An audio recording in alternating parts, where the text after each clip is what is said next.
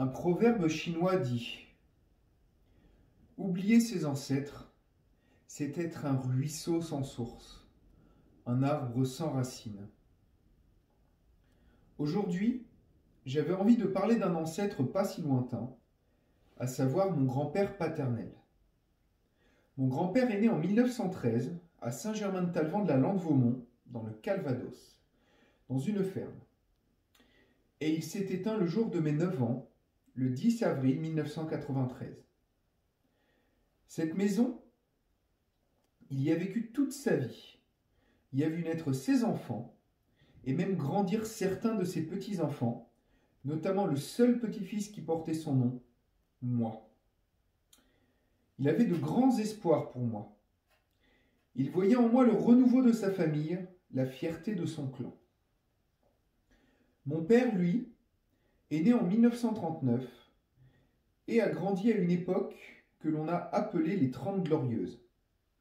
Enfin, glorieuse, cela dépend de quel point de vue. À la suite d'une dispute entre ces deux fortes personnalités, ce dernier a choisi d'aller travailler à l'usine et a rompu ce schéma d'héritage familial qui était depuis toujours la norme dans de nombreuses familles. Héritage du foyer, héritage du savoir et même héritage du métier. Car en effet, mon grand-père était agriculteur et à cette époque, on héritait et on travaillait dans la ferme de ses parents. Enfin, quand je dis cela, j'entends jusqu'à la première moitié du XXe siècle. À partir de cette époque, le New Deal et la reconstruction du pays ont amené une croissance sans précédent.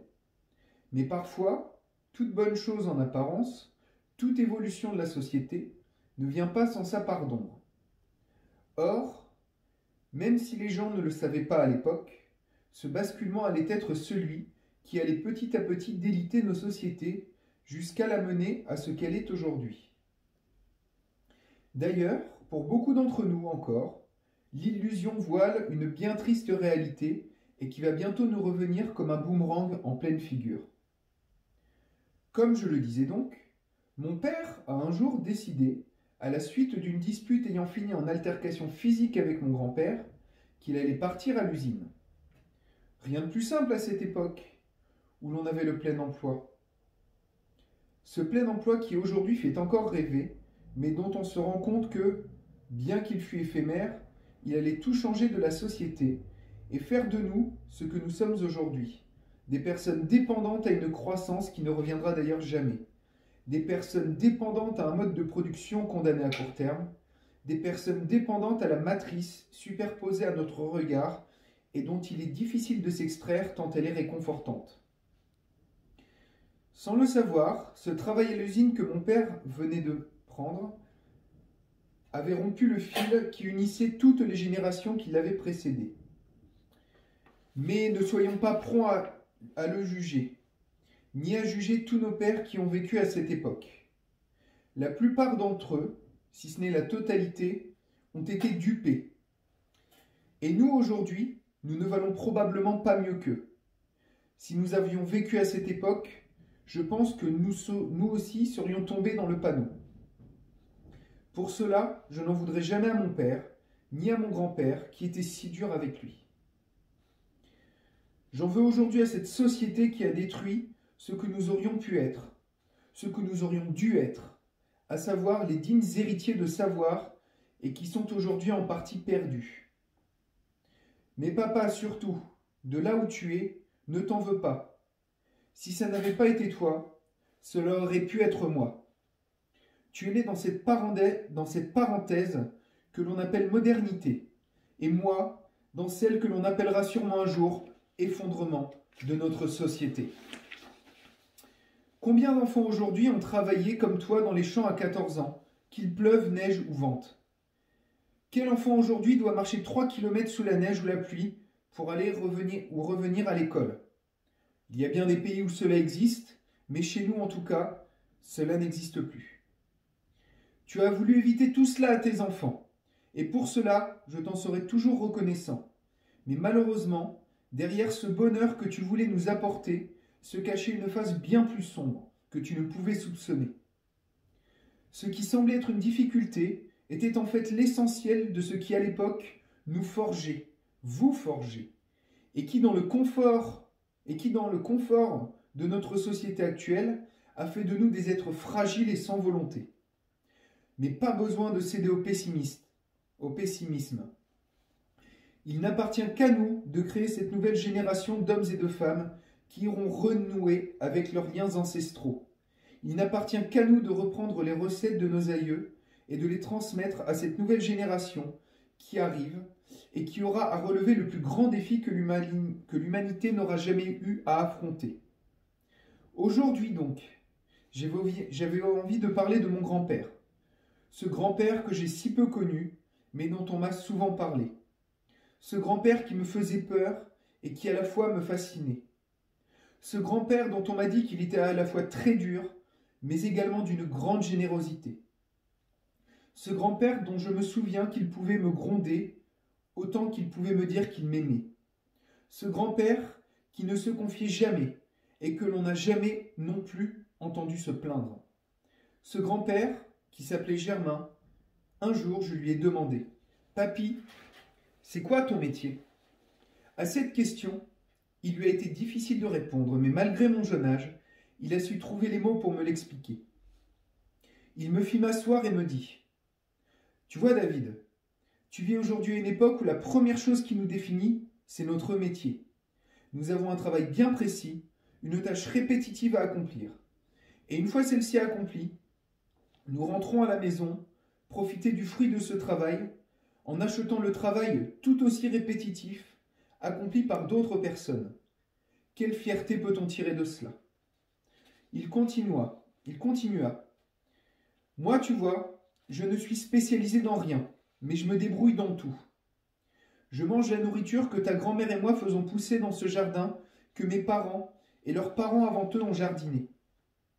Je vis dans une maison que mes parents et leurs parents avant eux ont construit et amélioré de leurs mains. Je cultive les céréales dans des champs que mes parents et leurs parents avant eux ont cultivés. Je moule les céréales dans ce moulin que mes parents et leurs parents avant eux ont fait tourner.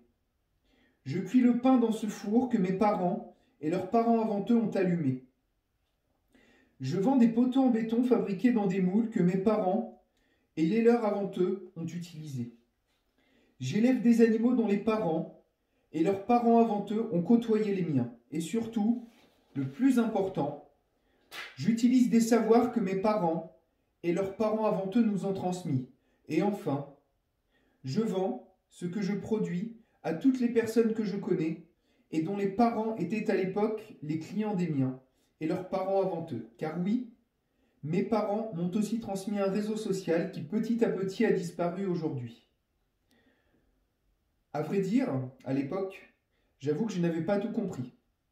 Et je lui répondis alors avec les mots de l'enfant de 8 ans que j'étais. « Papy, c'était dur quand même à l'époque. Travailler quand tu n'étais encore qu'un enfant, et une fois grand devoir travailler très dur pour nourrir ta famille. » Il me répondit alors, bien entendu que ce n'était pas facile. Et tout le monde aujourd'hui, semble bien plus simple. En un certain sens, tu as raison. Mais à cette époque, les familles étaient unies malgré les difficultés. Le village était uni autour de ceux qui avaient des difficultés. Si une année, une famille avait une mauvaise récolte, nous l'aidions tous à passer ce cap. Si un drame endeuillait notre famille, alors tout le monde donnait de son temps pour les aider. Il poursuivit. Aujourd'hui, penses-tu vraiment que les gens soient plus heureux ? Ils vivent dans une maison qu'ils devront rembourser pendant 20 ans. Ils mangent de la nourriture dont ils ne connaissent pas la provenance et qui les rend malades. S'ils ont des difficultés, ils doivent se débrouiller seuls, et leurs amis leur tournent le dos. Si ces difficultés deviennent trop grandes, cela détruit leur famille, et ils doivent alors travailler encore plus dur pour avoir chacun de leur côté un lieu où se loger. Ils ont remplacé les soirées en famille par la télévision. Leurs enfants, pour trouver du travail, partent à l'autre bout de la France, voire même à l'étranger, et ils ne voient pas grandir leurs petits-enfants. Ils prennent des médicaments pour leur permettre d'oublier leurs conditions. Penses-tu vraiment que notre vie était si dure finalement ? Le plus grand drame, c'est qu'à l'époque, je ne l'avais pas compris. J'ai pris le train de la modernité et n'en suis descendu qu'en 2011, lorsque la vie m'a fait le plus beau des cadeaux, quand elle m'a permis d'accéder à la paternité. Depuis 10 ans, j'ai fait mon chemin, et j'ai enfin compris ce qu'il voulait me dire. Aujourd'hui, je fais tout pour rebâtir ce que mon grand-père m'avait alors expliqué, alors que j'étais à l'époque trop petit pour le comprendre. Aujourd'hui, je recrée ce lien au sein de la communauté rurale qui m'a accueilli. Je retrouve ces compétences que l'on ne m'a pas apprises. Je recrée petit à petit de mes mains ce nid que je pourrais transmettre à mes enfants et qui le transmettront aux leurs, et ainsi de suite. Nous sommes en lutte perpétuelle contre cette société qui cherche à nous diviser, nous désunir et rompre tous les liens qui font de nous une patrie. Nous sommes les héritiers d'une génération qui a, sans le souhaiter, rompu ce fil d'Ariane qui nous reliait à nos ancêtres et aux connaissances qu'ils avaient durement acquises. Aujourd'hui, nous sommes à la croisée des chemins et nous devons choisir notre destin.